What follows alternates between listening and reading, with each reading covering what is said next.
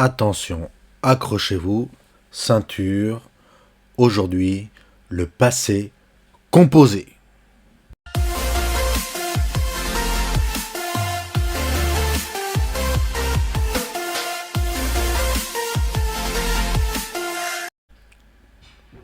Tu es prêt pour apprendre à conjuguer le passé composé en français? Eh bien, regarde, concentre-toi bien, ok? Donc c'est parti, on commence le passé composé. Attention, comme ça va pas, il y aura plusieurs parties, eh bien, on va écrire le numéro un.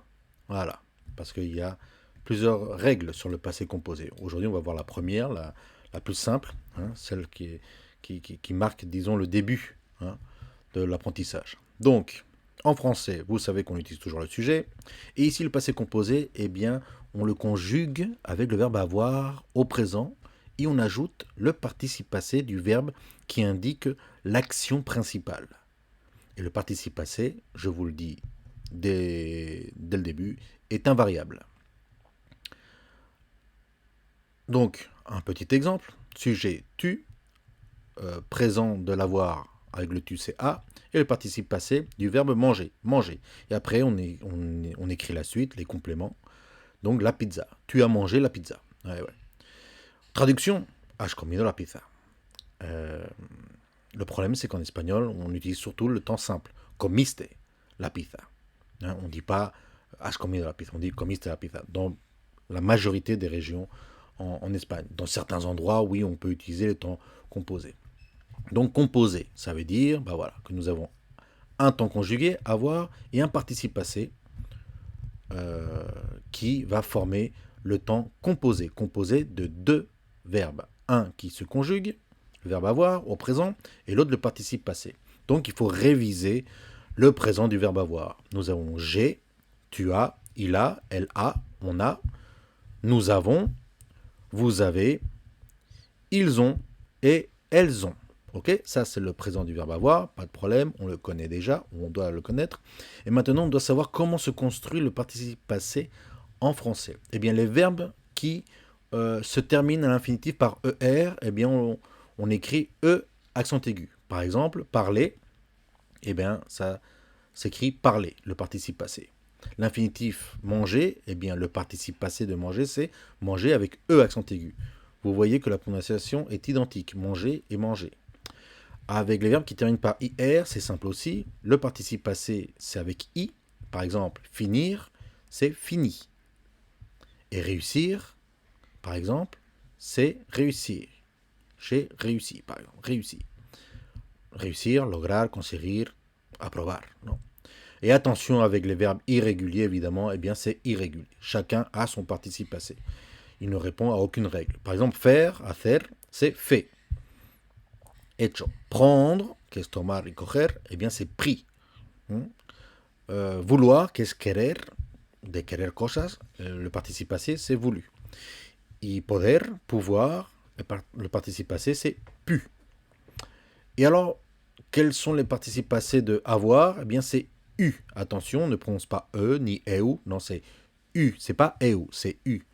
Et le participe passé de être, eh bien, c'est été. Voilà, avec deux accents aigus. Sur le premier E et sur le deuxième E. Été. D'accord? Nous allons voir donc un exemple, d'accord? Enfin, plusieurs exemples, on va voir. Par exemple, elle, c'est le sujet. A, c'est l'avoir à la troisième personne du singulier. Et le participe passé de prendre, ce qui est pris. Donc, elle a pris le bus numéro 42. Cogió el autobús número 42. O tomó el bus número 42. On ne dit pas a tomado o a cogido, non? On dit cogió o tomó, d'accord? Ça, c'est, disons, le truc de bien penser qu'en espagnol, on utilise surtout le temps simple et en français, on le traduit par le temps composé. Un autre exemple, c'est hablé chino, hein, par exemple. Attention, on met toujours le sujet en français. J'ai parlé chinois. J'ai le verbe avoir et parler le participe passé, toujours. Ok? Et nous allons voir une conjugaison complète d'un verbe pour bien montrer que le participe passé est toujours invariable. C'est-à-dire que, indépendamment du féminin, du masculin, du singulier ou du pluriel du sujet, il va s'écrire pareil. Par exemple, nous avons j'ai voulu, tu as voulu, il a voulu, elle a voulu, on a voulu, nous avons voulu, vous avez voulu, ils ont voulu, elles ont voulu. He querido, has querido, ha querido, hemos querido, habéis querido, han querido.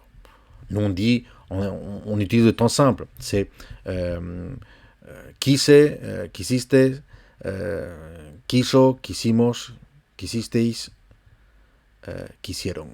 Et vous voyez, c'est U, U, U. Pourquoi? Parce que le participe passé est invariable.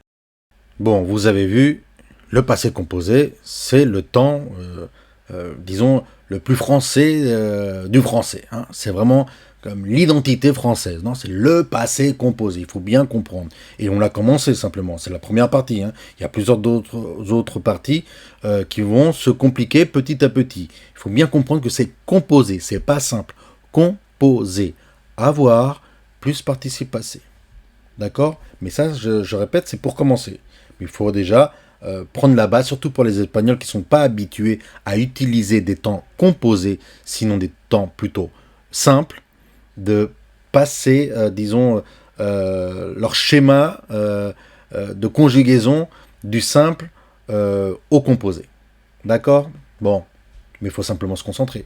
100% de concentration, 99%, et tu comprends rien. Donc s'il te plaît, reste concentré et on continue dans une autre séance avec le passé composé.